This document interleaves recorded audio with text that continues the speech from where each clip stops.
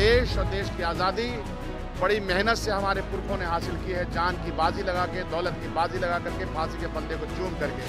कि हमारे देश में सामाजिक न्याय और सामाजिक एकता और स्वाधीनता संग्राम के उन सपनों को चूर चूर करने का प्रयास किया जा रहा है, उस सब के खिलाफ आज हम लोगों ने संकल्प लिया। जो हमारे पुरखे जो हिंदू हैं मुसलमान दोनों ने दान किया हुआ प्रॉपर्टी इसलिए दिया कि उसको समाज के काम में लगाया जा सके। तो गोया के सुविधा के लिए हमारे बुजुर्गों ने स्कूल में, कॉलेज में, जगह जगह पे दान दिया। इसका ऑलरेडी कॉन्स्टिट्यूशन में इसकी जगह दे दी गई है।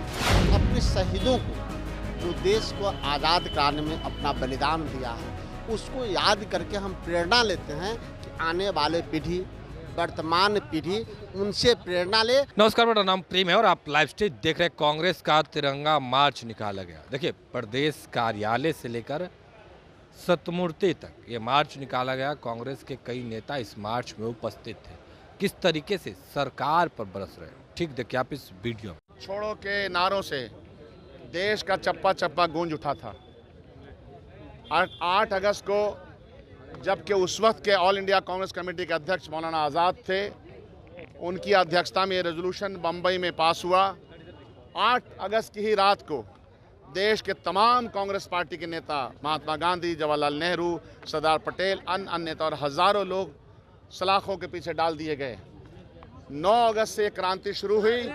लोगों ने यूनियन जैक को हटा करके अपने अपने तरीके से भारत का झंडा फहराया।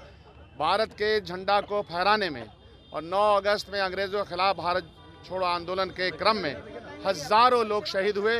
ये 7 जो सतमूर्ति है, यह नौजवान भी पटना विश्वविद्यालय के हैं और दूसरे जगहों के, इनकी शहादत भी हुई। यह देश और देश की आज़ादी बड़ी मेहनत से हमारे पुरखों ने हासिल की है, जान की बाजी लगा के, दौलत की बाजी लगा करके, फांसी के फंदे को चूम करके। आज भी उस आज़ादी को, उस संविधान को बचा के रखने की कोशिश है।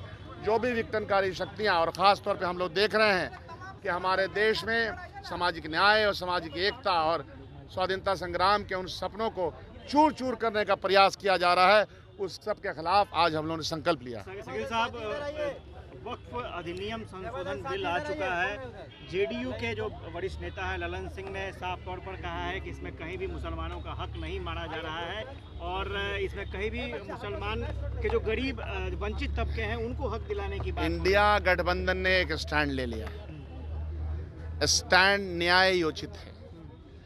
यह जो दान की ज़मीनें हैं, जो हमारे पुरखे जो हिंदू हैं और मुसलमान दोनों ने दान किया हुआ प्रॉपर्टी इसलिए दिया कि उसको समाज के काम में लगाया जा सके। बिहार में वक्फ की प्रॉपर्टी पे सरकारी स्कूल भी चल रहे हैं। तो गोया के सुविधा के लिए हमारे बुजुर्गों ने स्कूल में, कॉलेज में, जगह जगह पे दान दिया। इसका ऑलरेडी कॉन्स्टिट्यूशन में इसकी जगह दे दी गई है। इसको माइनॉरिटीज़ के लोग जो इसका देख रेख करते हैं, उनकी पोजीशनिंग संविधान के अंदर आर्टिकल के द्वारा दिया हुआ है। ये सब बहस हो चुकी है।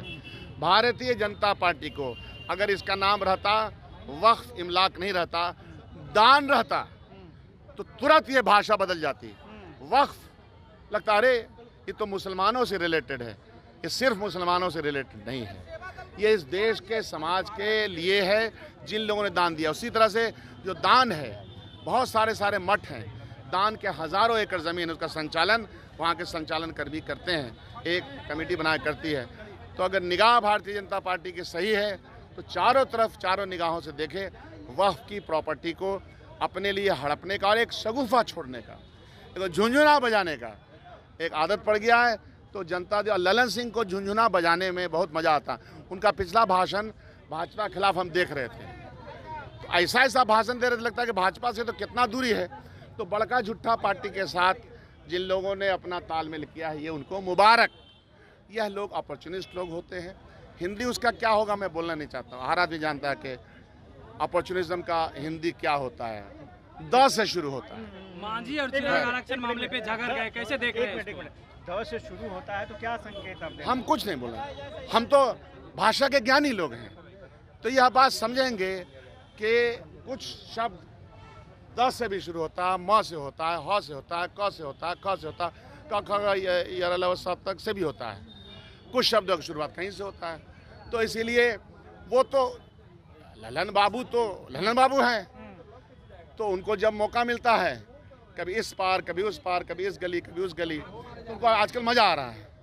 तो मज़ा आ रहा है उनको। ये जनता दल यू के शीर्ष नेतृत्व है, वो तो शीर्ष नेतृत्व है ना, वो एक टेक्निकल नेता जनता दल यू में बनाए हुए हैं।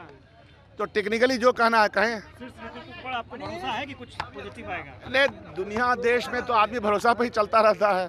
देखिए आगे आगे देखो क्या है।